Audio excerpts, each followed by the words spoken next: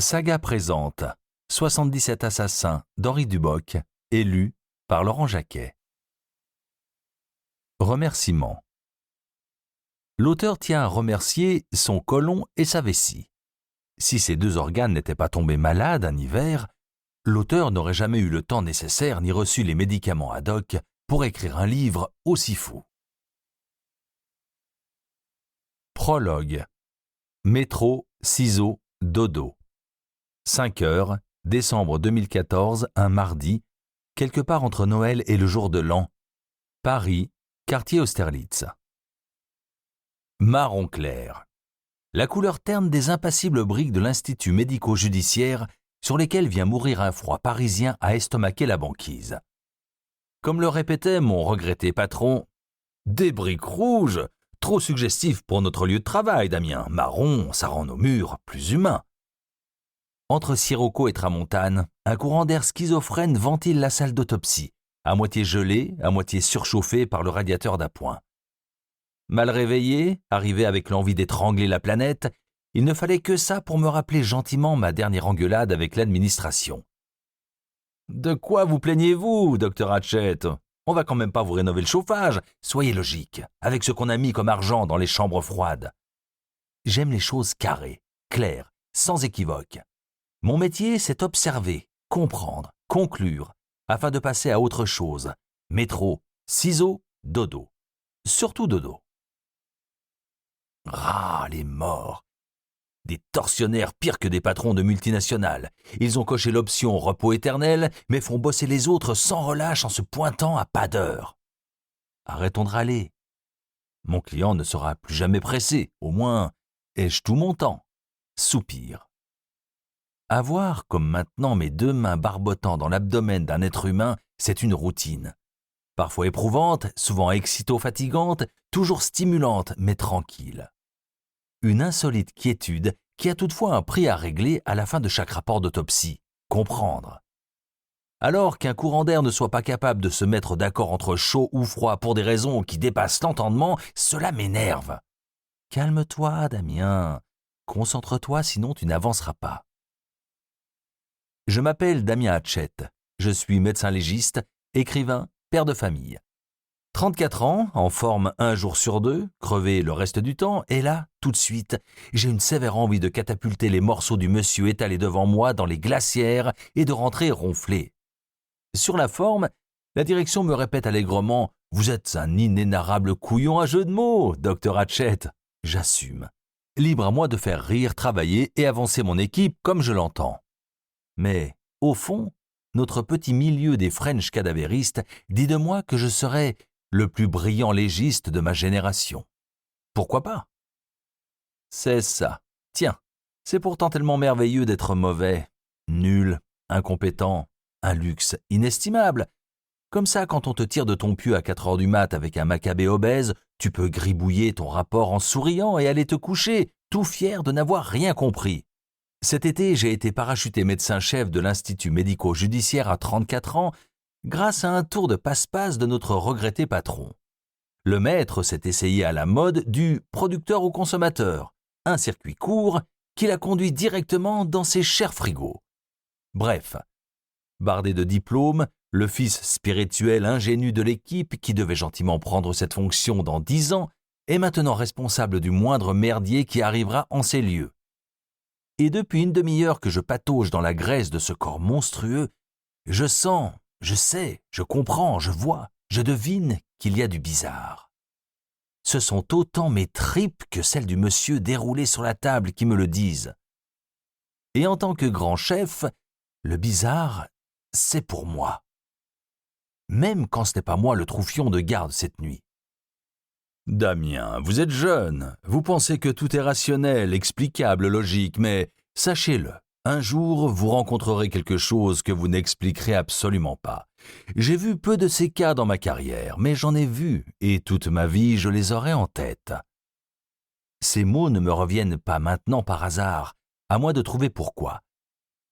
La voix grave et paternelle du professeur Lebranc, transmettant son savoir à son équipe, n'est pas venue titiller mon encéphale pour des cacahuètes. Tiens, d'ailleurs, quand on parle de l'équipe, À mes côtés, mon brave et adoré collègue, Barnabé Bouboulix, se gratte le nez d'un revers de gant, entamant une de ses tirades d'état d'âme logoréo bégayante. Je comprenais rien, Damien. Désolé, mais tout ce merdier dans le monsieur.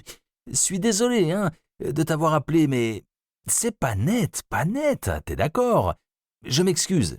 Et puis, t'as vu l'engin, il est tellement énorme. C'est dur aussi, chef, de creuser tout seul au milieu de tout ce gras.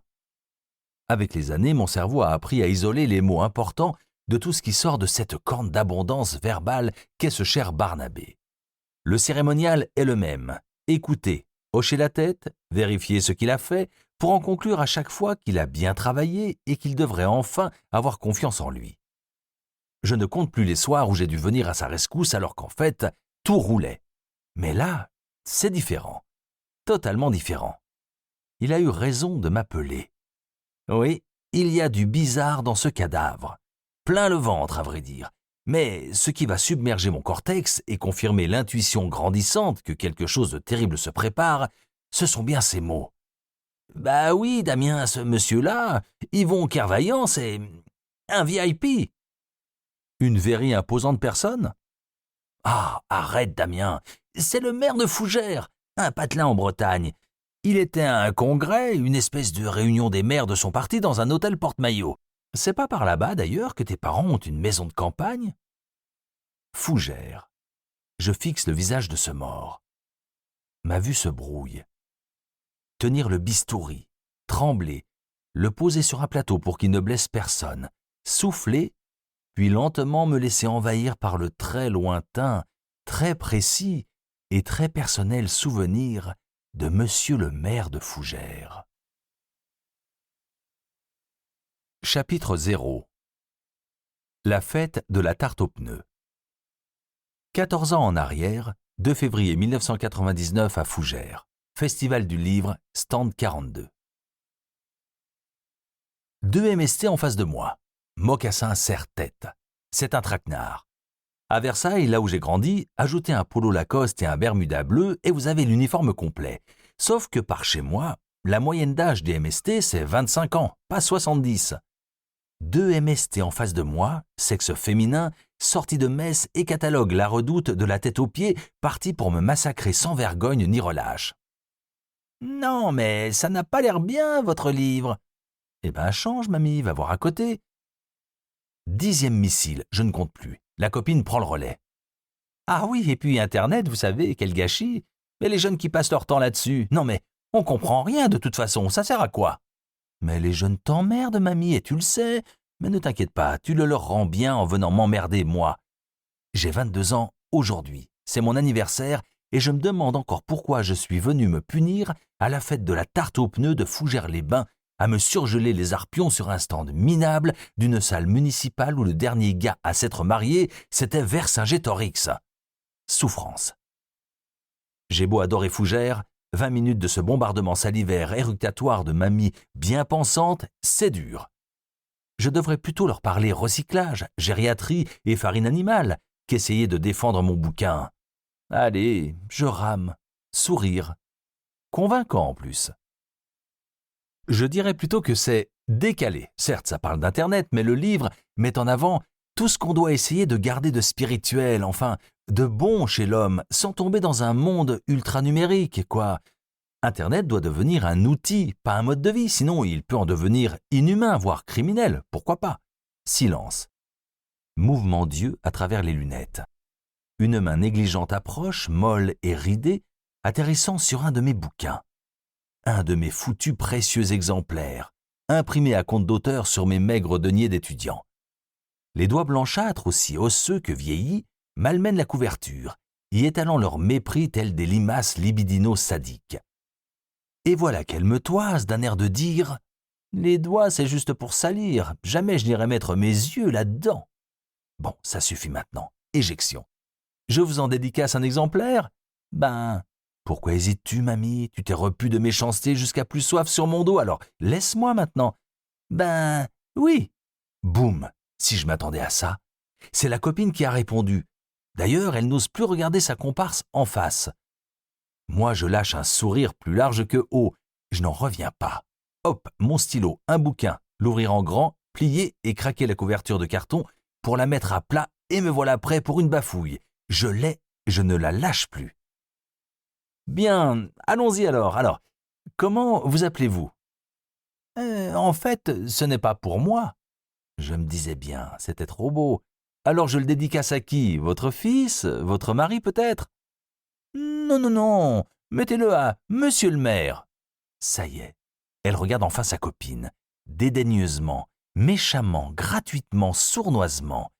J'ai compris, ce ne sont pas des copines, ce sont des sœurs ennemies, de ces monstres qui vont à la messe 2 par 2 et qu'on retrouve à 4 pattes sur les prie-dieu, de celles qui tirent la langue en attendant que le prêtre y pose une ostensible hostie, qui vont au bridge ensemble, au salon de thé et qui se haïssent, se détestent, se jalousent, se font la guerre à la kermesse de la paroisse pour savoir laquelle de leurs tartes au quetch le curé du village a préféré. Jacques Brel les appelait « ces gens-là ». Je sais exactement ce qu'elle va me dire. Oui, parce que monsieur le maire, il adore les nouvelles technologies. Je le connais bien, moi, monsieur le maire. C'est le maire de Fougères depuis 15 ans et c'est un très grand ami, un très grand ami. Ça va lui faire très plaisir. Bingo! Roulement d'yeux au fond des orbites. La bougresse a gagné sa bataille baïonnette au canon droit dans le cœur. Pensez-vous, monsieur le maire? L'autre hibou fulmine, déjà en mode contre-attaque. Sinon, elle en a pour 2 semaines au fond du trou à subir la joie hideuse de mamie la copine au maire qui paradera avec son cadeau dédicacé. Qu'à cela ne tienne. Aux armes, mamie. Ses méchants yeux sont à l'assaut des stands à côté pour trouver la parade. Le bouquin qui sera mieux que le mien et effacera toute concurrence. Une aubaine pour mon voisin. Elle va vers lui, fouine, regarde, pose la main sur un de ses bouquins. Le salon à l'enfermer, il va vendre.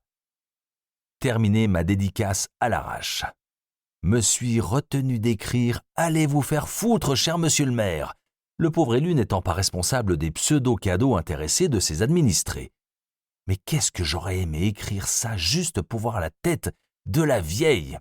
Enfin, arrive l'heure de remballer. Bingo pour mon voisin, il est en train de dédicacer un livre à monsieur le maire, justement, auprès de l'autre fossile. Chose curieuse, il pleure. Discrètes les larmes, mais visibles. Il signe sa dédicace, mais clairement il pleure. J'attends qu'il en ait terminé avec le squelette ambulant. Pour ma part, j'ai fini avec le mien. Au revoir madame, tout ça, mes amitiés au maire, mais maintenant, debout, je dois ranger mes cartons. C'est fini. Mon dernier salon. Courte vie d'écrivain. Soufflé. Ça y est, à côté de moi aussi on respire. Me lève et envoie une gentille question. Alors, cher voisin, c'est quand même pas cette honnête grand-mère qui vous a mis dans cet état?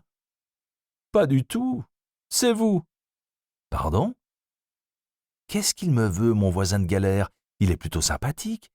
On est arrivé, on s'est posé, on a discuté de nos croûtes respectives, on s'est fait plaisir à s'imaginer grands écrivains, et on n'en a conclu rien du tout, comme à chaque salon. Nouveau voisin, nouvelle tronche qui disparaîtra, mais incontestablement nouveau bon moment, parce que c'est toujours un bon moment de partager sa galère et de pester allègrement contre les grands éditeurs qui n'ont rien compris. Oui, c'est vous. Tenez, je vous le rends. Je vous en avais piqué un. Je me disais que ça avait l'air bien. Je m'emmerde tellement dans ces salons. Et comme je ne vends rien à tous ces empoivrés du cerveau, je lis les bouquins des voisins. Là, pour une fois, j'ai trouvé ça génial. Ben mais, alors, gardez-le. Vous êtes à compte d'auteur, vous avez payé tous vos bouquins vous-même, alors je vous le paye. Hors de question, c'est comme ça. Allez, ne faites pas la fine bouche. Suis gêné. Ne sais pas trop où me mettre. Sortir mon stylo. Ben, merci alors. Et vous vous appelez comment? Comme sur mes bouquins que personne ne lit jamais. Tenez, faites gaffe, le Z entre le T et le A. Voilà, vous y êtes. Rien à dire. Vous êtes doué pour écrire. Pour écrire votre nom ou pour le recopier? Je ne plaisante pas, jeune homme. Les grands ont fait de la merde en passant à côté de vous. Bah, non, c'est gentil, vous exagérez. Là, moins content le voisin, sérieux presque, en tout cas, on ne rit plus. Arrêtez, ça m'a plu. Ça me coûte de le dire. J'ai pleuré, j'ai ri, j'ai même eu peur. Vous êtes sacrément doué, alors je vous le dis. Votre bouquin devrait quitter ses étals et envahir les librairies pour faire son job, se faire lire. Si j'étais un homme normal, je serais jaloux. Mais en l'occurrence, je suis un pauvre con de gentil. C'est votre combientième salon, jeune homme? Le 12e, je crois. Depuis que vous avez fait imprimer votre bouquin? Ben oui. Moi, c'est mon 12e salon de fougères. Ça fait 30 ans que je cours ces salons merdiques qui ne servent qu'à aérer les vieux, le temps qu'on lessive les murs à la maison de retraite. Pour survivre. Bouffé par cette joie maudite d'être écrivain. Vous, je parie que vos parents ont une maison de vacances dans le coin, non? Et que c'est pour ça que vous avez atterri ici, dans ce salon, à Fougères. J'ai pas raison? Oui, c'est exactement ça. Voyez, je connais bien. Moi, j'ai fait 50 kilomètres pour venir et j'ai vendu 5 bouquins. Ça paye à peine mon essence, alors quand je lis un truc pareil qui m'a retourné comme une crêpe, visionnaire, marrant, décalé et horrible à la fois, j'en ai encore mal au bide. Vos scènes d'horreur sont d'un réalisme épouvantable. Bien, je prends ça comme un compliment. Enfin, je me dis que je suis content de les avoir faits, ces 50 kilomètres, juste pour vous lire. Mais j'ai sincèrement envie de vous botter le cul. Ah? Continuez à chercher un éditeur, franchement, même un petit, bougez-vous. Ben, je vais faire ça alors. Merci, c'est gentil. Mais il lit dans mes yeux. Il sait, il a vu. Ça s'arrête là. Je ne le ferai jamais. Chercher un éditeur, j'en ai ma claque. Comme de ces salons. C'est terminé. 12 salons, une impression à compte d'auteur qui a ruiné mes finances estudiantines. 2 mamies acides et un voisin perfusé au Prozac ont terminé de me convaincre. J'adore Fougères, j'y reviendrai trouver la quiétude de mes étés d'enfance et je continuerai à y emmener mes copains découvrir la sérénité des après-midi bretonnes. Mais ce salon du livre, c'est la goutte d'eau qui fait déborder le vase. Dans 3 semaines, j'ai mes examens de médecine pour passer en 4e année. Je suis plutôt bon. En travaillant comme un dingue, ça devrait passer. 3 semaines. Juste ce qu'il faut pour rattraper mon semestre à glandouiller en m'imaginant en Asimov, Stephen King, à faire rêver des millions de perdus. Oui, les copains ont adoré, oui, ils ont trouvé ça super. Mais c'en est terminé des rêves. Ce fut et restera une somme de bons moments, et c'est tout. Passe ton bac d'abord. Ça ne me fait plus rêver les cartons. On verra, peut-être, un jour. Je l'espère. Au fait, vous en avez vendu combien? Aujourd'hui, 16. Non, je veux dire au total, sur les exemplaires que vous avez fait imprimer à compte d'auteur. Eh bien, avec vous, j'en ai vendu... Bon sang, t'as quand même pas besoin d'une calculatrice pour faire 61 plus 16. En tout et pour tout, 77 exemplaires. Chapitre 1. Le doigt d'honneur. Retour en décembre 2014, toujours entre Noël et Jour de l'An, quelques heures avant l'autopsie à Versailles, dans une petite maison cossue à l'étage.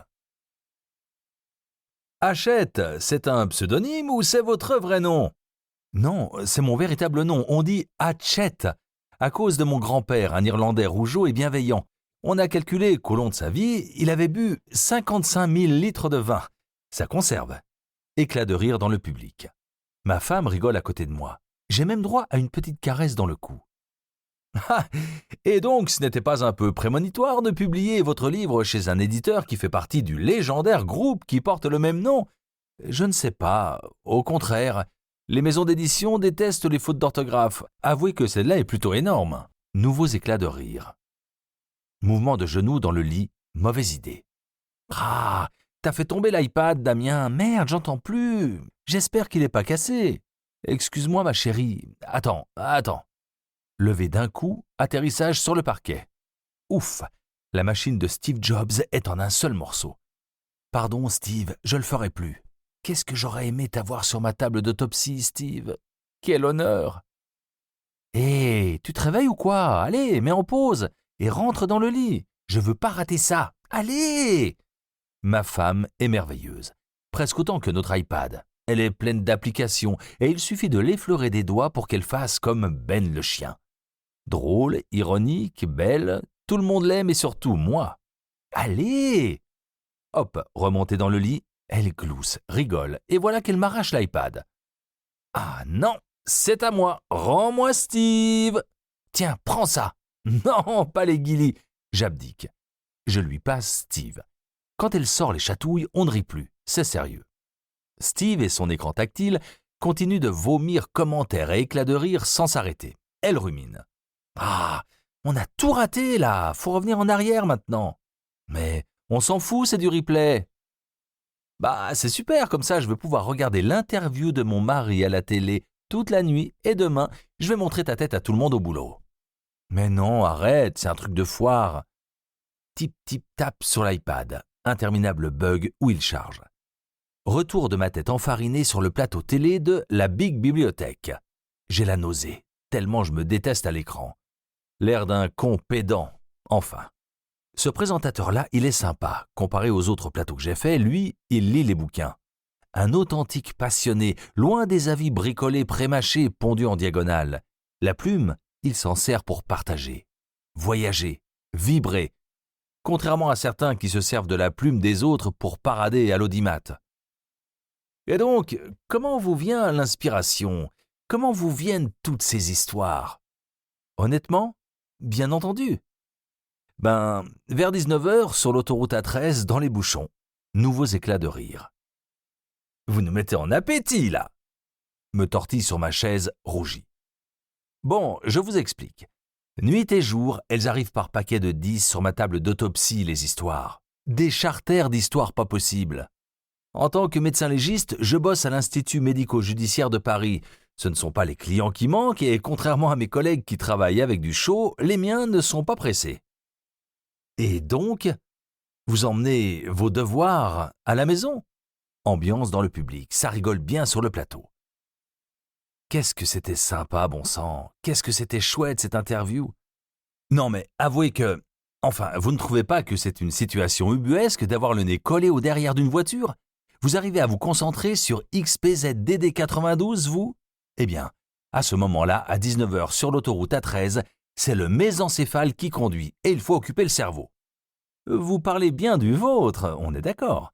Oui, rassurez-vous, c'est vrai, de temps en temps je ramène des oreilles à la maison. Il y a le joujou Monsieur Patate de mon fils qui en a perdu une. Mais un cerveau humain, ça ne rentre pas dans les jouets Play School. Encore des rires. Le public a aussi passé un bon moment, un rare instant télévisuel de sincérité. Et alors ne me dites pas que vous écrivez avec votre ordinateur sur votre volant. Certainement pas. Aucune envie de faire bosser en heures sup mes collègues de travail. L'hôpital n'a plus de quoi les payer. En fait, je mélange les histoires de la journée. Je les assemble, les retravaille et puis... Un mot sorti de la radio va me donner une idée, une expression sur le visage du type d'à côté dans les bouchons va me faire penser à une chose, etc. Après, rentrer maison, ma femme et mon fils, manger, jouer, rigoler, une histoire de tout ou bien. Tout ou bien? Néo-babillage enfantin signifiant petit ours brun. Nouveau rire, je continue. Et après, plutôt que faire des cauchemars vers 22h quand tout le monde dort, je me mets au clavier. Mais comment générez-vous vos trames, vos intrigues? Votre roman est très réaliste, on devine d'ailleurs une dose de témoignage, mais on suppose que vos clients n'ont pas dû être très loquaces, non? Non, mais... Toute l'attention de la salle est en suspens. Qu'est-ce que je vais dire? Mais nous savons les moyens de les faire parler. Éclat de rire. Le présentateur se contrôle difficilement. Moi, je pouffe, écarlate. Et puis on dérape complètement et ça part en un fou rire total et incontrôlable. Petite tape affectueuse derrière la tête. Ma femme, ivre de rire, me lâche un grand « Ah, mais t'es pas tenable, toi, tu es imprésentable, Damien Hatchett. J'ai épousé un clown. T'as vraiment de la chance qu'ils aient rigolé. » Le calme revient sur le plateau. On tout saute et on repart. Bon, sérieusement? Bon, mes sources, ce sont les rapports de police, photos de scènes de crime et ce que me raconte mon bistouri. Après, je vous répète, ce que l'esprit malaxe dans la voiture tombera mécaniquement sur le papier le soir. Vous parlez de cauchemar. Votre livre est un roman et notez que je ne le range pas dans les autobiographies. Ça n'est pas ce qu'on ressent à sa lecture, mais tout de même, c'était pas un peu un exutoire, ce bouquin? Évidemment, forcément, nécessairement, je vous dirais que... Je peux vous raconter une chose. Ma première séance de dissection? Allez-y, nous sommes tout oui. Bien. À l'époque, je n'avais aucune idée de ce que j'allais faire. Certainement pas légiste, en tout cas, je voulais sauver des vies. Deuxième année de médecine, on vient d'avoir notre concours, on est une promo de sang bleu à la Riboisière, on a plein de boutons, plein de bonne volonté et plein d'instruments pointus achetés au BHV médical. Et là, on arrive au Saint-Père à la fac de médecine. Grande salle, 8 mètres de plafond, fenêtres partout et au milieu, 25 tables, noires. Dessus, des draps qui recouvrent des silhouettes étranges, informes, dont on se demande si ce qui est en dessous est humain, voire s'ils n'ont pas coupé les cadavres en deux pour faire des économies, tellement ça ne ressemble à rien. Ce doit être impressionnant. Pas qu'un peu. Mais ce qu'on ne savait pas, c'est que ça ne sentait pas encore. Pour ça, rendez-vous le lendemain. On a bossé sur les corps toute la semaine, je ne vous raconte pas les narines le samedi matin. Bref, donc même pas peur, j'avance, téméraire, et j'attrape un coin de drap. Je le soulève, en dessous, une mamie, recroquevillée, squelettique, la peau desséchée entre gris et marron. C'est sa tête que je vois en premier. Elle n'a plus d'yeux, bouffée par le formol. Il n'y a que les paupières entr'ouvertes comme une embrasure de porte qui donne sur un fond noir. J'ai bondi en arrière. Il m'a fallu 1 heure avant de retrouver mon calme. Ça ne rigole plus sur le plateau. Les gens ont dû sentir les poils de leurs avant-bras s'hérisser de partout. Même moi, j'ai peur. Dites donc, c'est une épreuve, effectivement. Et alors, quel cheminement partant de là vous a conduit à écrire cet exutoire ? Cette première dissection est à la fois un très bon et un très mauvais souvenir. C'est ça que je fais au quotidien, jongler entre le bon et l'épouvantable. Cette semaine-là, on a travaillé tous les matins sur les cadavres et j'ai vu à la fin des camarades décompressés complètement. Ils sont devenus fous. C'est-à-dire ? Sourire. Tout n'est pas racontable. Vous nous en dites trop, ou pas assez, là. Bon, vendu, mais seulement une, hein ? Oui, allez, allez, fait le public. Vous êtes obligés maintenant. Alors ? Bon, je vous raconte. On venait de disséquer le pli du coude, là où les infirmières font les prises de sang, pour vous situer. Et on dissèque tranquillement tout le muscle biceps en dégageant bien le tendon. Ça faisait partie du schéma au tableau qui était un des plans de dissection de la journée. Mais notre prof, on l'avait eu en première année. C'était une crevure de haut grade, stade terminal du cancer de la méchanceté métastatique. Personne ne pouvait le saquer, on le détestait tous. On en a tous eu des comme ça, on veut bien vous croire. J'espère qu'il regarde d'ailleurs, bref. Donc à un moment, il n'arrêtait pas de passer entre les tables à nous surveiller comme un capot. Et c'est là que... Lancez-vous, vous ne pouvez plus reculer. Un copain a fait une suggestion. Allez-y, on attend le pire avec impatience. Le public n'en peut plus.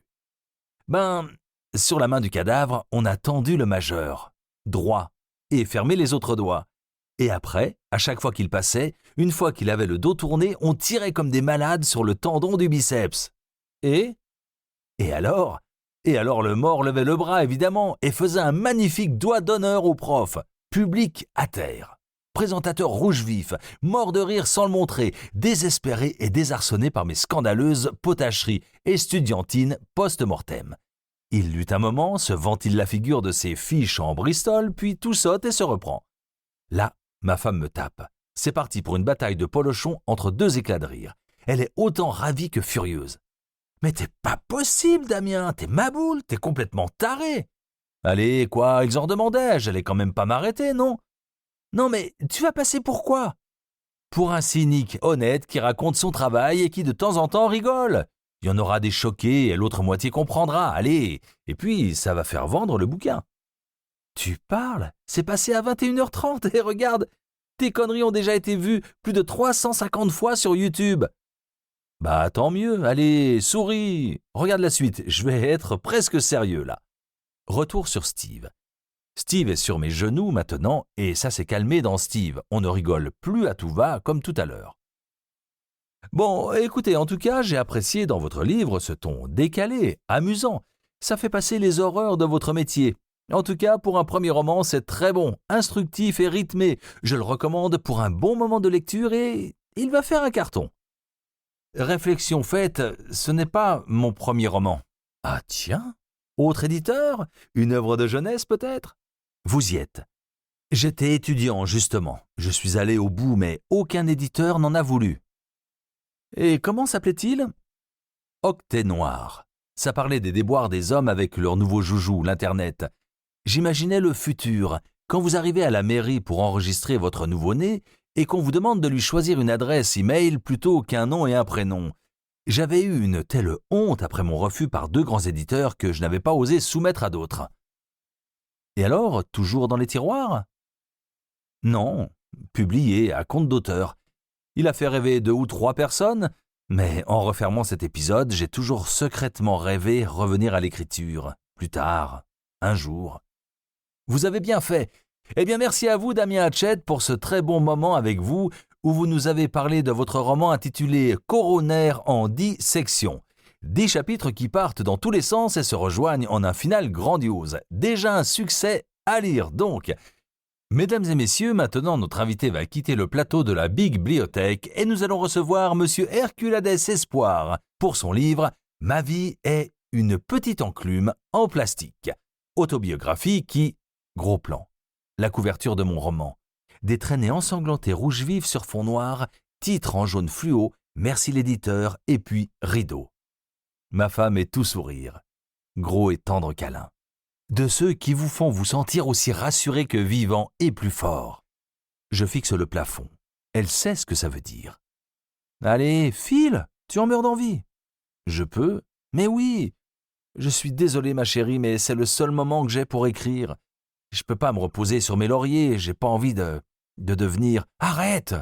Et, toute façon, si tu prends la grosse tête, je vais te la dégonfler en 2 minutes, ça va être vite vu. Et je te connais trop, tu n'écris pas pour flatter ton ego. J'ai juste envie de partager, échanger, faire rire, faire peur, faire rêver. J'en ai marre de tous ces cons qui disent qu'ils écrivent pour eux. On n'écrit pas pour soi, on écrit pour les autres. J'entends ça tous les soirs en ce moment, alors file avant que je ne te trouve lassant. File, va écrire.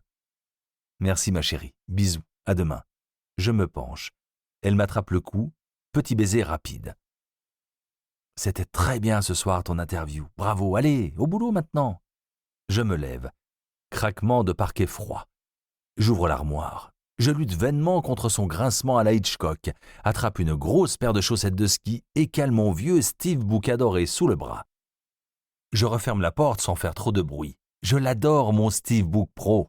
Je ne changerai pour rien au monde et certainement pas pour un Gatesbook. J'en ai pourtant eu un avant. Un Gatesbook. Mon vieux PC. Il est parti. Mort sur l'autel des processeurs ancestraux. Sorti de ma vie pour aller moisir quelque part à la cave. Pourtant, c'était dans mon Gatesbook qu'était né Octet Noir, mon premier roman. Steve Book, tu m'attends là, d'accord ? Je laisse Steve sur la table du salon, mais je prends le temps de le brancher par amour. De toute façon, pas d'idée, plus de cerveau, rien de nouveau à écrire, que des chroniques pour un canard de médecine légale et quelques poèmes sociaux de notre époque. Je file, droit vers un coin précis de la maison. La bibliothèque, ni large, ni haute. On habite Versailles, mais on ne s'appelle pas Louis. Pas la peine de chercher ni d'allumer la lumière. Se contenter de mettre le doigt dessus, le tirer vers soi et sortir l'ouvrage. Octet Noir. Mon dernier exemplaire. Dedans, scotché à la couverture, un bon vieux CD comme on n'en fera bientôt plus. Le tapuscrit original. Et glissé à la première page 2 lettres. Les courriers de refus de ces grands éditeurs datés d'août 1999. Lettres toutes faites, automatiques, blabla. Malheureusement, on n'est pas intéressé, merci, c'est gentil quand même. Cette lettre, qui avait accompagné le retour de mon manuscrit papier relié spirale, payé avec les deniers de mes gardes d'étudiants, résonne encore dans mes oreilles l'humiliation de cet infâme bruissement électrique, le grésillement magnétique de la couverture de plastique signant le fait qu'il n'avait jamais été ouvert. Mais au milieu, entre les pages, une deuxième lettre est maintenant glissée, reçue il y a 8 mois. Je t'avais dit qu'on aurait une revanche un jour, hein, Octet Noir ? Allez, je file. J'espère tomber enceinte de ton 2e petit frère, et le grand éditeur ne m'a donné droit qu'à une grossesse de 12 mois. Et en off, il a dit qu'il préférerait voir arriver un prématuré. Je caresse la couverture. Mon dernier exemplaire, Octet Noir. Le refermer et ranger ce courrier vengeur au milieu des pages. La lettre d'acceptation de Coroner en 10 sections par le grand. La revengeance. Une fois bien remis en place, CD, lettres, je range le tout affectueusement dans l'étagère et file faire semblant d'écrire sur mon canapé.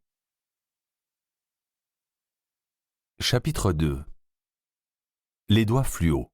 4 heures plus tard, Versailles, toujours dans une petite maison cossue, à l'étage, dans un lit. Téléphone. Téléphone de merde. Putain, ils peuvent pas me foutre la paix? Foutu putain de chiasse cosmique. À l'hôpital, quand on est l'interne de garde, être réveillé sur le créneau 3-4 heures du matin, c'est le pire. Le putain de pire moment où surgit une profonde envie de t'égueuler. Subtil mélange de haine et de nausée qui vous taraude les boyaux quand on enfile son futal et ses pompes en maugréant. Ces putains de pompes qu'on a enlevées 5 minutes avant en posant son fessard dans un lit qui grince, en revenant d'un constat de chute parce qu'un vieux a pas bouffé ses pilules à dodo et qu'il a décidé de jouer à Kung Fu Panda dans son plumard de sto, ou d'une mamie qui fait une bouffée délirante aiguë et voit le diable dans sa chambre, ou encore d'un centenaire qui a trop tiré sur sa quéquette devant le porno soft de M6 et qui fait une poussée d'insuffisance cardiaque tant l'effort fut intense. À la maison, quand le téléphone sonne, qu'il est 4 heures du mat, que je ne suis même pas de garde et qu'il est écrit « le boulot », ça fait la même sensation. « Bah allô, qu'est-ce qu'il y a ?»« Allô chef, c'est Barnabé. »« Vous faites chier tous à m'appeler chef. Je suis pas chef moi, je suis un bébé stouri. »« Chef, je vous ai vu à la télé, c'était super drôle chef, c'était super, et vous ?»« Barnabé. Si tu m'appelles parce que tu es amoureuse de moi, demain je commence par une lente et professionnelle dissection de ton appareil génital. Mais depuis quand tu me vouvoies ? Chef, enfin je veux dire, Damien, tu sais bien que le professeur Lebranc est mort et qu'il a succédé à Tatavel qui, lui, s'est pendu avec sa guirlande Ikea tout allumée. Mais putain, je sais bien que Lebranc est mort, j'ai fait l'autopsie, merde, arrête de m'appeler chef, tu m'emmerdes Barnabé. N'empêche que tant que personne de plus diplômé que toi est arrivé, c'est toi le chef, et moi, j'ai un buffet froid qui vient d'arriver et il est pas net du tout, et il est 4 heures du matin, et puis tu comprends, je suis pas sûr... Et puis tu comprends, Barnabé. Ce cher Barnabé. 35 ans d'expérience, plus que le Nutella, et c'est pourtant toujours du pâté premier prix. Pas bon, trop gras, et qui s'étale vite. Il est médecin généraliste, mais comme il n'a pas officiellement son diplôme de légiste, il chocotte en 20 secondes, et dès que ça meurt hors des sentiers battus, hop, pâté. Mais ce n'est pas un mauvais bougre. C'est un pilier de l'équipe, et s'il appelle, c'est qu'il y a du bizarre. Qu'est-ce qu'il y a, Barnabé? T'as reçu un tartare au couteau? Non, chef, Damien, je sais pas si... Quoi, un picard? T'as toujours détesté les morts par congélation. Mets le corps à décongeler doucement, comme les macarons. 4 degrés Celsius au réfrigérateur pendant 24 heures et surtout, tu le passes pas au micro-ondes. C'est pas ça non plus, non. Il était chaud en arrivant. Un Lucifer? Je sais que t'aimes pas ça non plus, les lucifères des pompiers. Damien, tu peux pas être sérieux 2 secondes? Chef, tu crois que ça me fait marrer de t'emmerder alors que tu roupilles pour me défroquer et encore passer pour un con, hein? Œil pour œil, bien fait pour toi, fallait pas me réveiller. En tout cas, c'est très réussi, tu m'emmerdes. Ok, bon. Tu te souviens de la bouillie? Petit signal d'alarme dans ma tête. Quoi, la bouillie? Je pense, oui. L'espèce d'enduit épais, blanc-gris retrouvé dans le corps du professeur Lebranc, c'est ça? Oui, je crois que dans ce cadavre-là, il y en a plein partout. On passe à un gros signal d'alarme. Lebranc est mort il y a 3 semaines. Mon mentor, un ami, un maître, un génie de l'autopsie, je l'adorais, on l'adorait tous. Et je me suis toujours demandé si cette putain de bouillie, il n'avait pas été chercher ça juste pour me faire chier. T'as un air de dire... Alors, petit bonhomme, tu ne l'avais jamais vue encore, celle-là, hein? N'empêche que j'ai signé son rapport d'autopsie en étant certain d'avoir zappé un truc. On n'a jamais déterminé la vraie cause du décès. Du coup, avec le professeur Tatavel décanillé façon sapin de Noël, le jeune trou du cul que je suis se retrouve de fait le plus haut gradé du service jusqu'à ce qu'on nous parachute une bouée de sauvetage, un plus vieux, moins passionné et plus aigri que moi. Caractérise, décris-moi. C'est pareil. C'est blanc-gris, plein l'estomac, c'est bouffé par l'acidité gastrique, alors c'est pas facile de dire ce que c'est. Là je craque, marre. Et puis je m'en fous, je suis le chef. Mais qu'est-ce que tu fous, putain? Tu lui as fendu la paillasse en pleine nuit? Le parquet a requis un tronçonnage en urgence? Y a quoi, bordel de chiasse cosmique, pour que t'ailles visiter son bide à 4 heures du matin? Arrête de m'engueuler et réfléchis, Damien. Réfléchis et tu comprendras. Merde à la fin. J'ai fâché Barnabé. C'est pas gentil. Vilain Damien. Demain, je lui amène les croissants. Et puis, il a raison, et je... Merde. Quoi, il a les doigts jaunes? Tu veux rire? Ils sont fluo, jaune fluo. À la main gauche? Oui, et à droite, il y a pareil. Pareil, exactement la même chose que chez le branque. Les mêmes lésions, les coupures superficielles, les doigts râpés, rouge sang. C'est mon sang à moi qui se glace, de haut en bas. Truc étrange pas résolu chez un ami et réapparition 3 semaines plus tard sur un autre cadavre. Ça ne sent plus le bizarre, ça empeste la mouise intersidérale. Il y en a ailleurs que dans l'estomac, de la putain de bouillie, je veux dire. Non, là, c'est pas pareil qu'avec le branque. Ce macabé-là, il en a aussi dans les bronches, dans les narines. Je pense qu'il a dû en dégueuler. Et tiens-toi bien, la bouillie était descendue vachement bas dans l'intestin grêle. Il était en occlusion d'ailleurs. Son bide m'a pété à la gueule. Barnabé, tu ne le sais toujours pas qu'on dégonfle les occlusions à l'aiguille avant le fendage de paillasse. Comme cette fois où il avait voulu décrire à un interne l'anatomie lésionnelle du volvulus du sigmoïde. Bistouri, hop, abdomen et hop, de la merde de cadavre octogénaire fermenté qui leur a volé jusque dans les conduits auditifs. Brave Nabé. Oui, chef, je pense que la bouillie a fait un bézoard intestinal. Ça s'est accumulé, ça a bouché. Et comme il est cyanosé, je me suis dit qu'il a dégueulé et qu'il a inhalé la bouillie dans les poumons et qu'il s'est étouffé. Et non, en fait, voilà, t'as compris. Pour la machine à sceller, j'ai encore oublié le... J'arrive, Barnabé, laisse-le sorti. Raccroché. Qu'est-ce que tu fais? Ah, t'écris. Viens dormir, chérie. Non, c'est Barnabé. Tain, il est chiant. Pas cette fois. Le visage de ma femme émerge vaguement du lit, recouvert par un rideau de cheveux, petits yeux. Pas de sa faute, rendors-toi. Je pourrais pas emmener le petit à l'école, je suis désolé. Je lui dis ou pas? Que j'ai les boules, que je veux un super câlin, et que je sais pas ce qui va me bouffer là-bas. Non. Allez, grand garçon, fous-lui la paix. Damien assume, elle a assez de son boulot comme ça.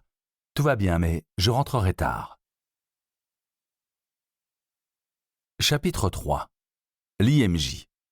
4h45, quai de la Râpée, le mardi, Paris. Le type qui a construit l'Institut médico-judiciaire de Paris ne devait pas être architecte.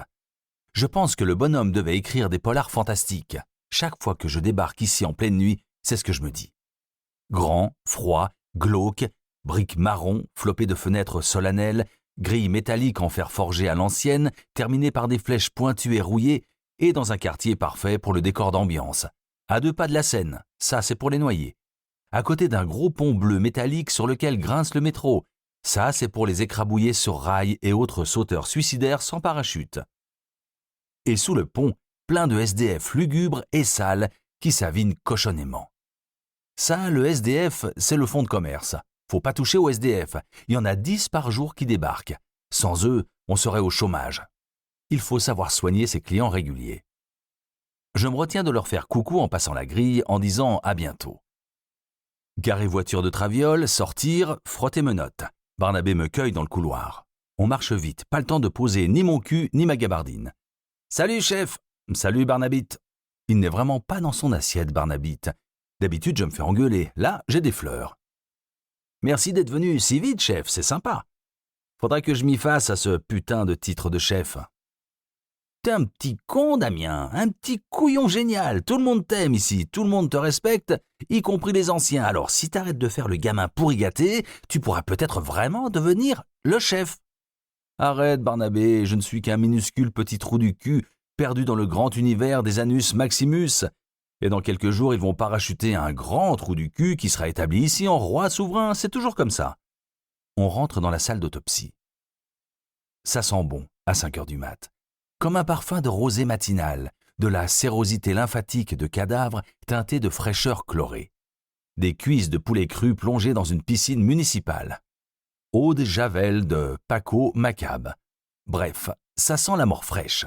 Ça réveille. Foutu métier, je suis en train de me dire que cette saloperie d'odeur, je m'y suis tellement habitué que je l'aime bien. Mais il y a un autre fumet qui vient m'agripper les naseaux. Immédiatement, ma cervelle l'identifie. Un peu acide, un peu lourde, une note végétale et un arrière-goût de colle blanche d'école maternelle. La bouillie.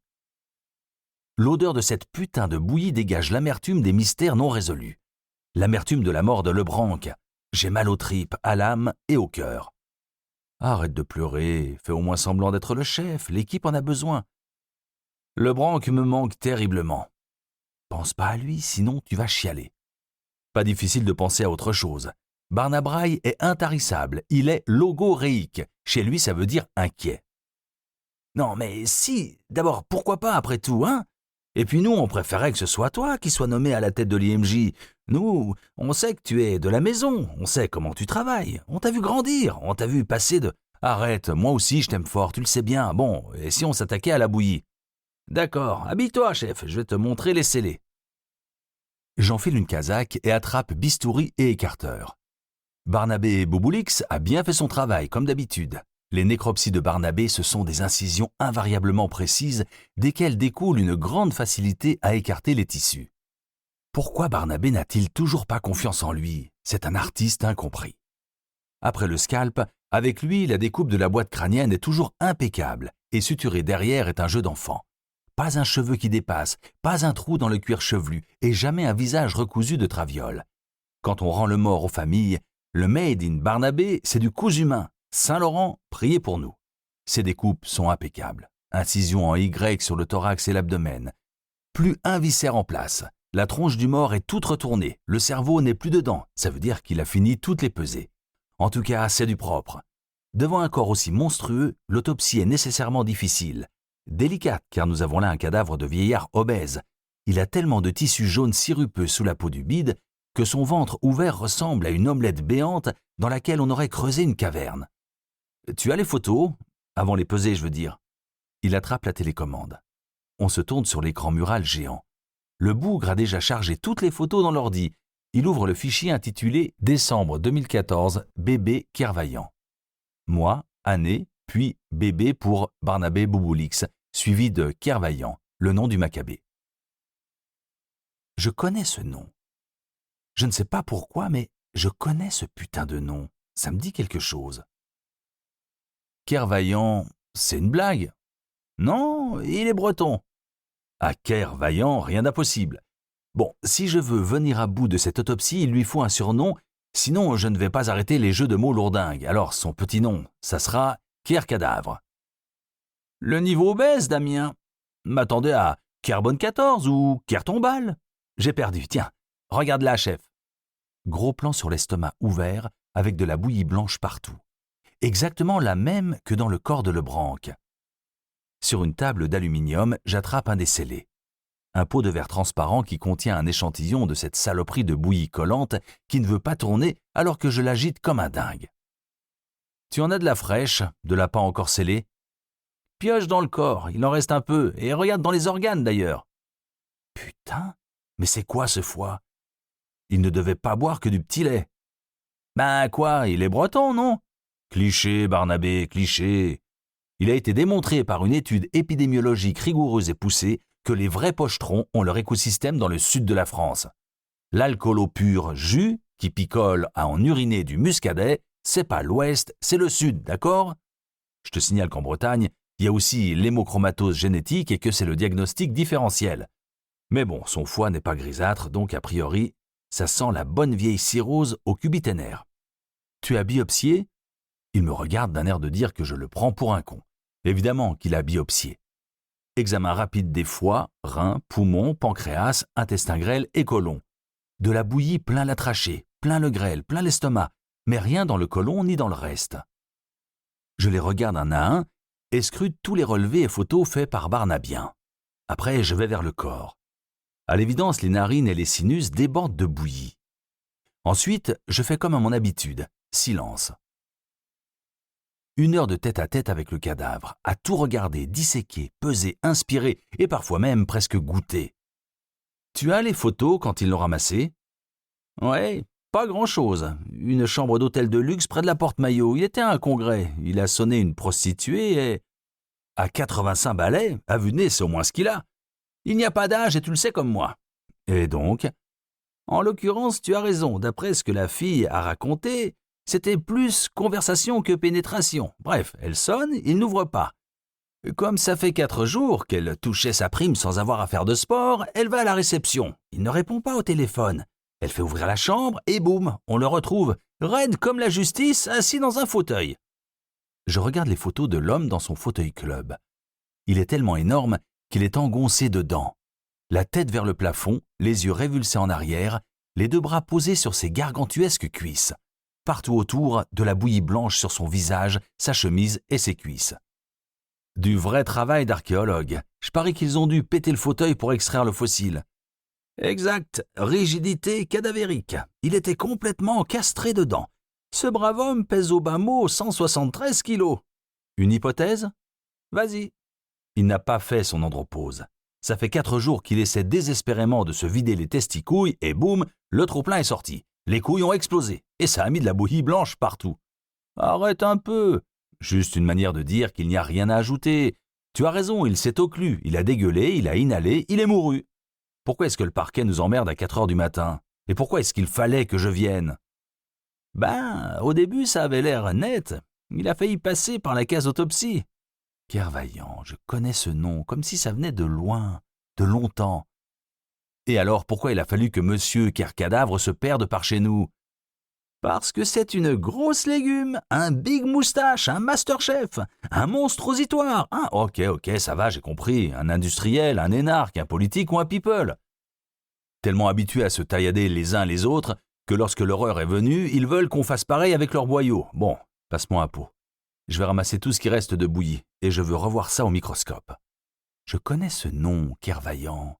Réfléchis, putain. T'es sûr? Je serais vraiment de mauvaise humeur, que je te ferais rouvrir les scellés pour étaler la moindre goutte de cette bouillie merdique et la regarder centimètre par centimètre avant qu'on se lance dans le rapport, ok? Mais c'est pour la police scientifique, ça, non? Pourquoi nous on fait ça? Tu veux aller te coucher? Si tu réponds oui, tu vas entendre une vraie réponse de chef. Ce que je veux dire, c'est que le père Lebranc, on l'a retrouvé après 3 semaines dans son putain de jardin, à moisir en plein froid en plein hiver, dans sa putain de maison de campagne dans le Gard, en haut de sa putain de montagne où le putain de réseau passe pas, à se faire bouffer par toutes les putains de charognes qui vagabondaient par là. Alors là, ce matin, maintenant, j'ai de la putain de bouillie fraîche sous la main et je veux comprendre ce que c'est que cette merde, c'est compris? Oui, chef. Je vais sortir les colorants et les fixateurs. On va regarder ça millimètre par millimètre s'il le faut. Millimètre? Remonté comme une pendule, le Barnabé. C'est vrai que la mort de Lebranc a surpris et profondément peiné notre équipe. Ce connard de Tatavel, notre patron à tous il y a encore 1 an, quand on l'a retrouvé étranglé avec sa guirlande Ikea, si on avait pu, on l'aurait foutu dans le sapin de Noël découpé en petits bouts et on se serait offert les morceaux. Mais pas Lebranc. Le sage, le gentil, le super fort, le colérique, le drôle, en un mot, le chef. C'est pour ça que je ne veux pas qu'on m'appelle chef. Le chef, c'est Lebranc. Ça ne sera jamais personne d'autre. Il n'en restait pas grand-chose après des semaines à se faire grignoter par la faune locale, mais on sent bien qu'on n'a rien compris. Pas assez de matos, mais cette bouillie, il en restait quand même assez pour qu'elle nous dise « Les boules, hein? Vous ne savez pas ce que je suis, n'est-ce pas? Là, ce matin, je t'ai sous la main, saloperie, et je ne te lâche. » Bon, et qu'est-ce qu'il fait dans la vie, ce brave Kermachin? Damien, ce monsieur-là, Yvon Kervaillant, c'est un VIP. Une very imposante personne? Ça y est. Je me souviens, bien sûr. Je sais bien évidemment qui c'est, Kervaillant. Je retourne vers le mort. Putain, c'est pas possible. Il a encore la tronche retournée, le visage tout recouvert par son scalp. Je lui refous la tête à l'endroit. C'est... Ah non, merde. Depuis mon enfance, Yvon Kervaillant a toujours été. En confirmant, Barnabé me donne le coup de grâce. Oh, arrête, Damien. C'est le maire de Fougères, un patelin de Bretagne. Il était à un congrès, une espèce de réunion des maires de son parti dans un hôtel porte-maillot. C'est pas par là-bas, d'ailleurs, que tes parents ont une maison de campagne? Chapitre 4. Animalcule. 10h45, quai de la Râpée, Paris, IMJ, dans une salle de dissection. Immobile, serein, froid, docile, précis, calme, capricieux parfois, merveilleux quand on sait l'apprivoiser. Silencieux, ces mécaniques glissent en opposant une douce résistance, presque charnelle, sous le roulis de mes doigts. Mais même les meilleures choses ont une fin. Je n'en peux plus. De la sueur grasse jusque dans les yeux. J'adore cette fantastique machine, mais 2 heures derrière le microscope à scruter un océan de cette inamicale bouillie m'ont collé des furoncles jusque dessus la cervelle. Alors, Barnabé, fidèle au poste, casaque couverte de sang et tellement souillée par divers fluides biologiques qu'on n'en reconnaît plus la couleur d'origine. En parallèle, il a beaucoup bossé sur le corps. Je ne sais pas ce que je ne lui ai pas demandé de prélever afin de le scruter dardard sous mes loupes. Tout ce que j'ai pu analyser en état frais, je l'ai regardé. Ongles, cheveux, tissu adipeux, mucus trachéal, nasal, gastrique, contenu intestinal. On a même fait une coupe dans un bel étron pour tenter de retrouver des résidus fécaux de la fichue bouillie. La messe est dite. Toujours rien compris, on ne fera pas mieux. Le reste attendra demain. Le formol doit fixer les tissus et ensuite seulement 2e lecture après recoupe et coloration pour un meilleur examen. Les collègues commencent à arriver, au compte-gouttes et un peu tard à mon goût. Depuis que le branque ne fait plus la police, le relâchement se fait sentir. Au moins, ils nous foutent la paix. On s'est mis dans la pièce PFUP, soit pas foutre un pied. La pièce informelle que tout le monde a le droit d'utiliser quand il veut dépenser son quota de peinardise. Et pourtant, une idée. Je retourne coller mes yeux collés sur les binoculaires. Eureka! D'un mouvement de sourcil, je propose à mon épuisé camarade de partager l'optique tandem pour qu'on regarde à 2. Alors, tu veux un indice, Barnabé? J'ai fini ma garde depuis 2 heures, je suis crevé, Damien. Pas le cœur à tes devinettes pourries. Je n'ai pas fini ma nuit, Barnabé. J'étais même pas de garde, j'ai faim, je n'ai pas bu de café, pas fait pipi ni caca, pas vu ma femme, ni mes gosses, ni ma maman, alors c'est moi qui mène la danse. Donc, j'ai pas le choix. Parfait. Von Leeuwenhoek. Hein? Comment, chef? Comme ça se prononce. Barnabougon. C'est autant de la culture générale que de la formation que je qualifierais de barnabasique. Arrête de me prendre pour un con, Damien. Qu'est-ce que l'inventeur du microscope vient... Nous espérons que vous avez apprécié cet aperçu. Pour continuer à écouter ce livre audio sur Google Play Livres, utilisez le lien dans la description de la vidéo.